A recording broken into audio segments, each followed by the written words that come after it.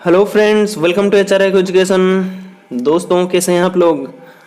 I hope कि आप बहुत ही अच्छे होंगे। साथ ही साथ आपकी तैयारी भी बहुत ही अच्छी तरीके से चल रहा होगा आने वाले एग्जाम्स के लिए। तो दोस्तों, आज हम इस वीडियो में डिस्कस करेंगे NLCIL लिमिटेड का क्वेश्चन पेपर। इसका पार्ट 1 इस वीडियो में डिस्कस किया जाएगा। तो यहाँ पे मैं आपको 25 क्वेश्चंस इस वीडियो में डिस्कस करूँगा। ठीक है, तो वीडियो के एंड तक देखिए। क्वेश्चन के साथ साथ उसके रिलेटेड जो भी एक्स्ट्रा इन्फॉर्मेशन है वो सारे यहाँ पे प्रोवाइड किया जाएगा। और दोस्तों, अगर आप मेरे चैनल पे नए आए हैं तो ज़रूर चैनल को सब्सक्राइब कीजिए और प्लेलिस्ट में जाइए। और भी बहुत सारे एग्जाम्स के प्रीवियस ईयर क्वेश्चंस वहाँ पे आपको मिल जाएंगे। अगर आप UGC नेट या फिर ALC, ठीक है, UGC नेट या फिर असिस्टेंट लेबर कमिश्नर जो UPSC का अभी निकला हुआ है, इसका अगर आप तैयारी कर रहे हैं तो आप डिस्क्रिप्शन में जाइए। अगर आप अच्छे से तैयारी करना चाहते हैं तो वहाँ पे आपको इंडस्ट्रियल रिलेशंस और लेबर लॉज के MCQs मल्टीपल चॉइस क्वेश्चंस जो कि एग्जाम ओरिएंटेड हैं। और ये बहुत सारे एग्जाम्स, जैसे कि ये एग्जाम NLCIL एग्जाम में भी बहुत सारे क्वेश्चंस वहाँ से ही पूछा गया था। और कोल इंडिया एग्जाम और पिछला वाला जो भी एग्जाम आपका हुआ है PSU का, तो वहाँ से बहुत सारे क्वेश्चंस आए थे। तो ये प्रूवन हो चुका है कि ये PDF आपके लिए बहुत ही हेल्पफुल है और ये ALC और UGC नेट में भी आपको बहुत ही हेल्प करेगा। ठीक है, तो दोस्तों चलिए शुरू करते हैं आज का NLCIL लिमिटेड का क्वेश्चन पेपर पार्ट 1। तो दोस्तों, यहाँ पे हम प्रोफेशनल नॉलेज के ही क्वेश्चन डिस्कस करेंगे, discipline related.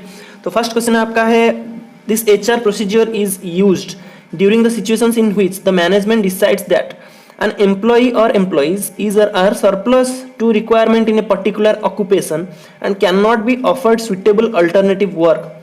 What is this HR procedure? तो यहाँ पे एक क्वेश्चन ऐसा पूछा है कि यहाँ पे मैनेजमेंट डिसाइड करता है कि कोई भी एम्प्लॉय या फिर बहुत सारे एम्प्लॉय जो कि जितना रिक्वायरमेंट है उससे ज़्यादा है, सरप्लस है, तो उनको वो काम नहीं दे सकते तो उनको काम से बाहर करेंगे। तो ये प्रोसीजर आपका है रिडंडेंसी प्रोसीजर। ठीक है, तो नेक्स्ट क्वेश्चन हम देख लेते हैं। Question number 2, a group of positions that are similar as to kind and level of work in an is a job, profession, occupation or position. Similar kind of positions, okay, similar kind of positions is a particular job. Then what is an occupation? An occupation is a job or a profession, the way in which you spend your time. कोई भी job या फिर profession जिसके through आप अपने time spend करते हैं उसको हम बोलेंगे occupation. Then what is a position? Position one or more duties performed by one person in an organisation. कोई भी पर्सन अगर ऑर्गेनाइजेशन में वन या फिर इससे ज़्यादा कोई ड्यूटी परफॉर्म करता है तो वो जो उसी को हम एक पोजीशन बोलेंगे। ठीक है, तो नेक्स्ट क्वेश्चन आपका है question number 3, the acquisition of knowledge, skills and behavior that improve an employee's ability to meet changes in job requirements and in customer demands. तो यहाँ पे जो changes in job requirements और customer demands ये आपका futuristic है, long term है। ठीक है, तो उसको हम इसीलिए बोलेंगे डेवलपमेंट। अगर शॉर्ट टर्म में कुछ दिया होता तो उसको हम बोलते हैं ट्रेनिंग एजुकेशनल पर्पजेस में भी होता है। Next question, question number 4, dash is a structured interview in which the interviewer asks the candidate to describe how he or she handled a type of situation in the past. तो यहाँ पे situation के बारे में कोई भी अगर structured interview है उसको हम बोलेंगे सिचुएशनल इंटरव्यू। ठीक है, तो यहाँ पे देख लेते हैं बाकी जो इंटरव्यू है इसका मीनिंग क्या है। आपका ग्रुप इंटरव्यू में मल्टीपल एप्लीकेंट्स को एक ही टाइम पे इंटरव्यू किया जाता है। ग्रुप इंटरव्यू में मल्टीपल एप्लीकेंट्स यहाँ पे होते हैं। पैनल इंटरव्यू में एक ग्रुप ऑफ इंटरव्यूअर्स यहाँ पे होते हैं। ठीक है, यहाँ पे आपका इंटरव्यू के ऊपर यहाँ पे प्रेशर डाला जाता है। पैनल इंटरव्यू में प्रेशर सिचुएशन, प्रेशर इंटरव्यू को इसको हम बोलेंगे पैनल इंटरव्यू को।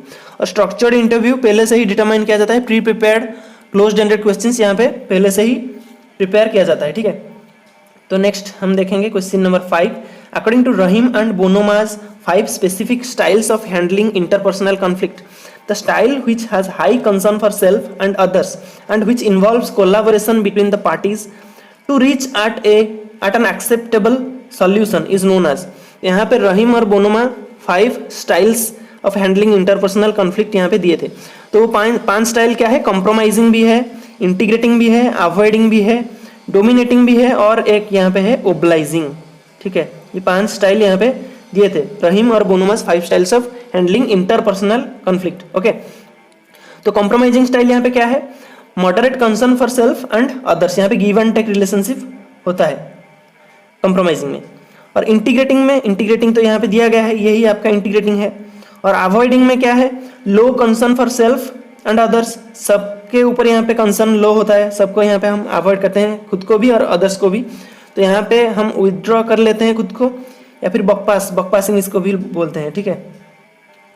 और डोमिनेटिंग लास्ट यहाँ पे जो है, डोमिनेटिंग में यहाँ पे high concern for self and low concern for others, खुद को ज़्यादा इंपॉर्टेंस देते हैं। तो यहाँ पे फोर्स बिहेवियर यहाँ पे फोर्स टाइप का होता है, ठीक है, फोर्स्ड बिहेवियर यहाँ पे होता है।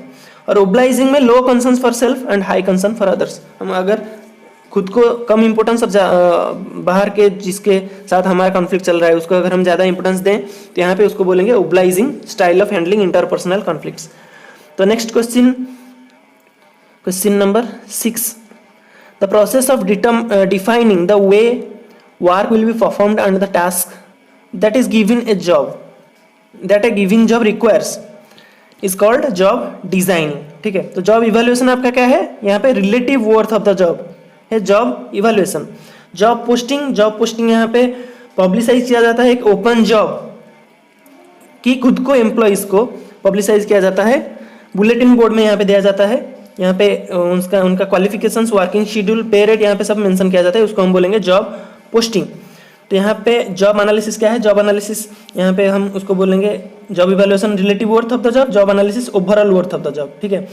तो इसका कंप्लीट डेफिनेशन है, the procedure to determine the duties and skill requirements of a job and the kind of person who should be hired for it। तो जॉब एनालिसिस आपका दो टाइप का है, एक आपका है जॉब डिस्क्रिप्शन और दूसरा आपका है जॉब स्पेसिफिकेशन। जॉब डिस्क्रिप्शन आपका है duties and skill requirements of the job and job specification आपका है the kind of person who should be hire for it. Okay, तो नेक्स्ट क्वेश्चन आपका है question number 7, this type of conflict occurs when two interacting social entities while trying to solve a problem together become aware that their feelings and emotions regarding some or all issues are incompatible। तो यहाँ पे ये conflict दिया गया है, conflict के type. तो conflict का टाइप यहाँ पे कितने टाइप का होता है, ठीक है। कॉन्फ्लिक्ट का टाइप यहाँ पे 4 टाइप का, बेसिकली 3 टाइप का यहाँ पे दिया गया है। कॉन्फ्लिक्ट ऑफ इंटरेस्ट का भी मीनिंग मैं आपको बताऊंगा। अफेक्टिव कॉन्फ्लिक्ट, ये जो आपका दिया गया है इसका मीनिंग है आपका अफेक्टिव कॉन्फ्लिक्ट। तो गोल कॉन्फ्लिक्ट में क्या होता है, स्ट्रैटेजी और data plans made but can not be effectively completed because of problems between goals. यहाँ पे सेट किया जाता है स्ट्रैटेजी या फिर डाटा प्लान्स, पर यहाँ पे कंप्लीट नहीं किया जाता इफेक्टिवली क्योंकि यहाँ पे गोल्स के बिटवीन यहाँ पे प्रॉब्लम्स है, ठीक है। तो सब्सटेंसिव कॉन्फ्लिक्ट यहाँ पे क्या है, सब्सटेंसिव कॉन्फ्लिक्ट यह आपका कोई फंडामेंटल डिसएग्रीमेंट हो गया ओवर एंड्स और ओवर कोई भी गोल्स को लेकर, and the means for their accomplishment. केवल सिर्फ गोल्स के ऊपर नहीं, उसके अकम्प्लिशमेंट के ऊपर भी कोई फंडामेंटल डिसएग्रीमेंट अगर होता है तो उसको हम बोलेंगे सब्सटेंसिव कॉन्फ्लिक्ट। और कॉन्फ्लिक्ट ऑफ इंटरेस्ट, तो ये क्रिकेट में भी आप देख सकते हैं, कोई अगर 2 पोजीशन ऑक्यूपाई करके बैठा है तो उसको हम बोलेंगे कॉन्फ्लिक्ट ऑफ इंटरेस्ट। आप बार बार सुने होंगे क्योंकि ये क्रिकेट प्लेइंग नेशन है, क्रिकेट लविंग नेशन है, तो आप बार बार सुने होंगे। तो इसका 2 मीनिंग हो सकता है।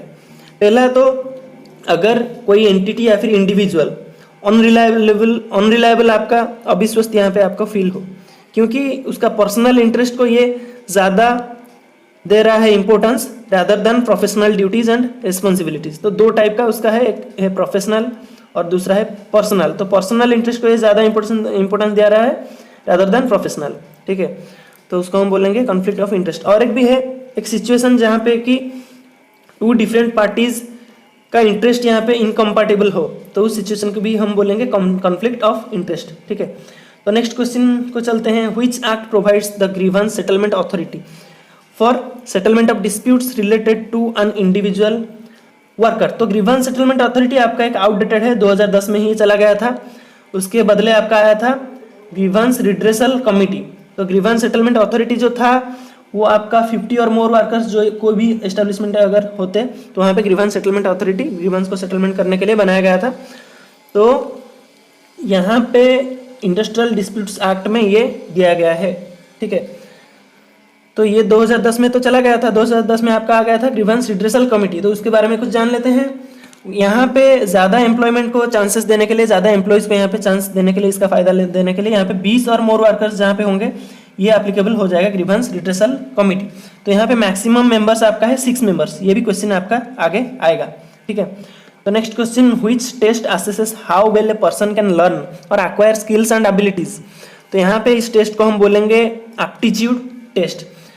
तो देखते हैं हम कॉग्निटिव एबिलिटी टेस्ट क्या है। यहाँ पे मेंटल परफॉर्मेंस को अगर मेजर किया जाता है उसको हम बोलेंगे कॉग्निटिव एबिलिटी टेस्ट, या फिर नॉलेज अगर आपका टेस्ट किया जा रहा है, या फिर कैपेबिलिटीज अगर आपका टेस्ट किया जा रहा है तो इसको हम बोलेंगे cognitive ability test. Mental ability test यहाँ पे क्या है, मोर स्पेसिफिक यहाँ पे कॉग्निटिव एबिलिटी टेस्ट से इसको हम साइकोमेट्रिक या फिर आईक्यू टेस्ट भी बोलते हैं मेंटल एबिलिटी टेस्ट को। और अचीवमेंट टेस्ट जो आपका है यहाँ पे जॉब नॉलेज या फिर एप्लीकेंट या फिर job knowledge of the applicants यहाँ पे मेजर अगर किया जाता है उसको हम बोलेंगे अचीवमेंट टेस्ट। इसका एक एग्जांपल मैं देता हूँ। अगर कोई एम्प्लॉय क्लेम करता है कि वो कुछ जानता है, ही नोज समथिंग, तो अचीवमेंट टेस्ट में ये डिटरमाइन किया जाता है कि वो उस चीज़ को कितना एफिशिएंटली जानता है, ठीक है। तो इसको हम अदरवाइज भी बोल सकते हैं अचीवमेंट टेस्ट को प्रोफिशिएंसी टेस्ट या फिर परफॉर्मेंस टेस्ट, ठीक है, अचीवमेंट टेस्ट को। नेक्स्ट क्वेश्चन देखते हैं, choose the correct order from the options below. Direct question का आंसर ही देख लेते हैं।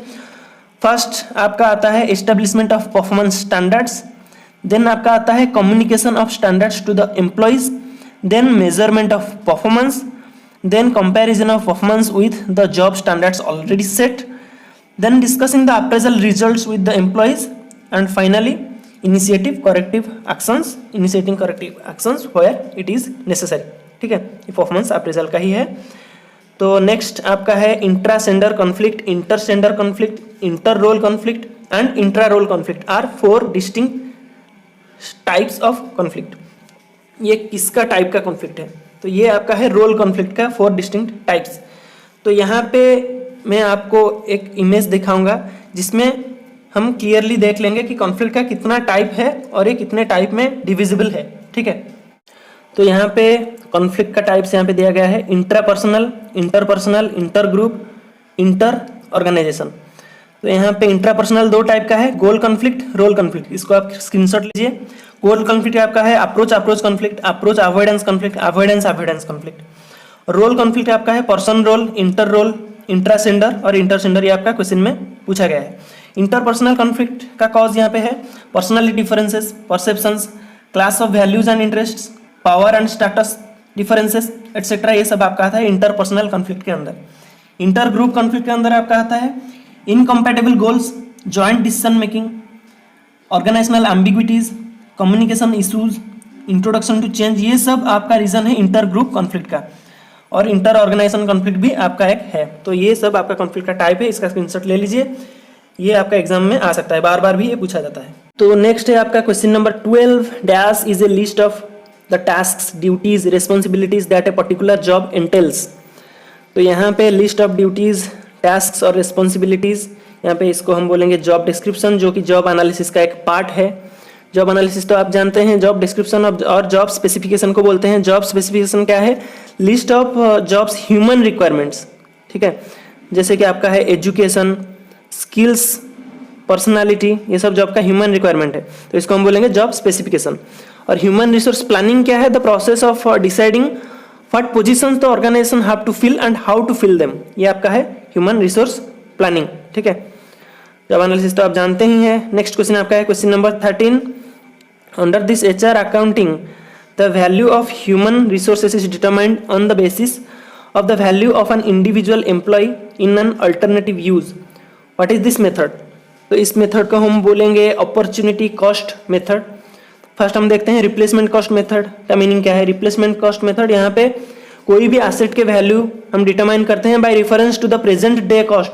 यहाँ प्रेजेंट डे कॉस्ट के ऊपर फोकस किया जाता है, इसको हम बोलेंगे रिप्लेसमेंट कॉस्ट मेथड। और प्रेजेंट वैल्यू मेथड क्या है, future earnings of employees estimated up to retirement and discounted as a pre determined rate, that is the cost of capital, इसको हम बोलेंगे प्रेजेंट वैल्यू मेथड। तो एम्प्लॉय का estimated earning up to retirement determine किया जाता है, तो फिर उसका एक प्री डिटरमाइंड डिस्काउंट उस पर दिया जाता है, तो उसको हम बोलेंगे कॉस्ट ऑफ कैपिटल। तो ये आपका है प्रेजेंट वैल्यू मेथड। तो लास्ट आपका है economic value method, present worth of the employee is calculated on the basis of the future expected service up to retirement. तो फ्यूचर में एम्प्लॉय रिटायरमेंट के टाइम तक क्या क्या सर्विस प्रोवाइड करेगा उसके हिसाब से प्रेजेंट वैल्यू उसका डिटरमाइन किया जाता है, ठीक है। तो नेक्स्ट आपका है question number 14, a technique for determining as accurately as possible from a limited number of observations the time necessary to carry out a given activity at a defined standard of performance. This definition of time study was given by, तो ये जो definition है time study का ये दिए थे आपका international labour organisation जो कि 1919 में एस्टेब्लिश किया गया था, ये सब आप जानते ही हैं। नेक्स्ट क्वेश्चन आपका है the process through which organisations make decisions about who will or will not be allowed to join the organization। तो ये प्रोसेस को हम बोलेंगे सिलेक्शन, क्योंकि selection is a process of rejection, कोई ऑर्गेनाइजेशन ज्वाइन करेगा या फिर नहीं करेगा ये सिलेक्शन ही डिटरमाइन करेगा।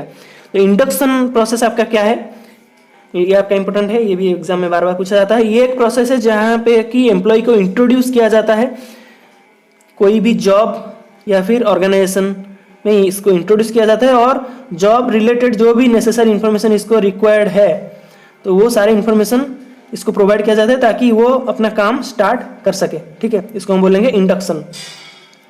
तो question number 16, among the options choose the compensation plan where minute is considered as a time unit and for each job standard time in minutes are determined.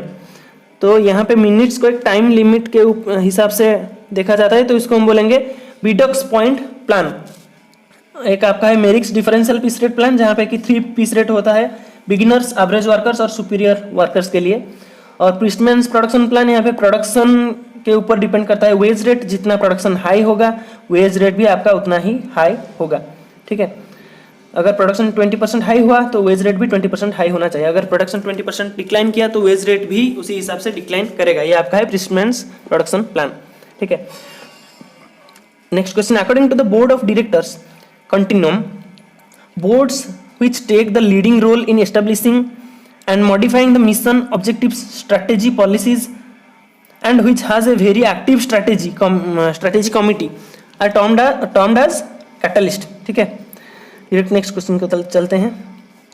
A tendency to exhibit poor emotional adjustment and experience negative effects such as anxiety, insecurity and hostility represents which personality dimension?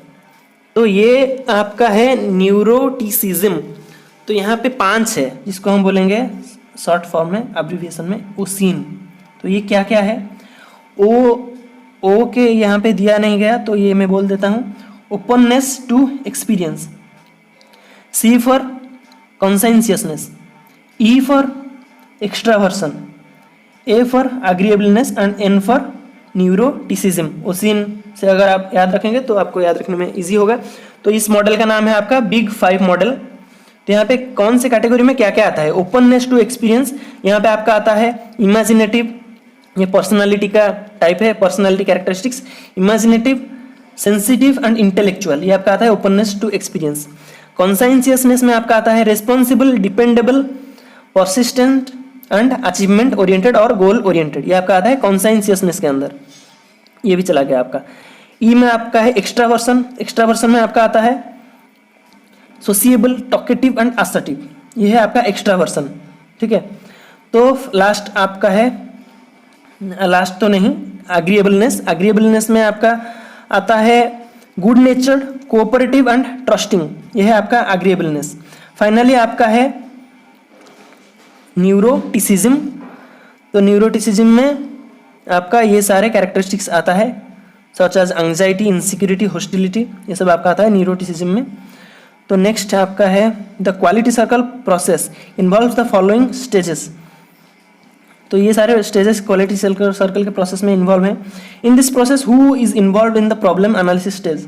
तो problem analysis stage एक आपका है 3rd stage, यहाँ पे members of quality circle involve होते हैं, ठीक है। प्रॉब्लम को एनालाइज करते हैं तो उसके रिगार्डिंग ही सॉल्यूशन निकालते हैं। तो नेक्स्ट क्वेश्चन आपका है the workman who is aggrieved by the decision of the grievance redressal committees decision may appeal to the employer who shall dispose of the appeal within how many days from the date of the receipt of such appeal। तो यहाँ पे आपका 1 month के अंदर अगर GRC या फिर grievance redressal committee कोई डिसीजन निकालता है, उसके अगेंस्ट अगर कोई वर्कमैन अग्रीव है तो वो 1 महीने के अंदर अंदर अपील कर सकता है एम्प्लॉयर को, ठीक है। और एम्प्लॉयर उसको 1 महीने के अंदर अंदर वो अपील को डिस्पोज ऑफ भी करेगा। तो नेक्स्ट क्वेश्चन आपका है पोजीशन एनालिसिस क्वेश्चन के ऊपर। An instrument for measuring job characteristics like information input, mental processes, work output, relationship with others and job context is known as position analysis questionnaire. Okay, next question देखते हैं। Next question आपका the 5 styles of handling interpersonal conflict in organisations were first conceptualised in 1926 by Mary Parker Follett. ठीक है, इनको हम बोलते हैं mother of management, Mary Parker Follett. तो ये 5 styles of handling interpersonal conflict दिए थे। तो वो 5 स्टाइल क्या है? Domination, compromise, integration, avoidance and suppression. ये आपका 5 स्टाइल्स है मैरी पार्कर फोलेट का। तो नेक्स्ट आपका है among the options which one is an of the job sources of stress. तो स्ट्रेस का ऑफ द जॉब सोर्सेस है आपका स्पेशल क्राउडिंग, बाकी सारा आपका ऑन द जॉब है। स्पेशल क्राउडिंग आपका है of the job source of stress. तो नेक्स्ट आपका है under the industrial disputes act 1947 what is the maximum number of members that can be part of grievance redressal committee. तो मैं आपको पहले ही बोल चुका हूं कि ग्रीवेंस रिड्रेसल कमेटी का मैक्सिमम नंबर यहाँ पे 6 हो सकता है मेंबर्स, और यहाँ पे 1 वुमेन मेंबर भी हो सकते हैं। ठीक है, तो नेक्स्ट क्वेश्चन द डिग्री, ये आपका लास्ट क्वेश्चन है, the degree to which an individual is pragmatic, maintains emotional distance and believes that ends can justify means.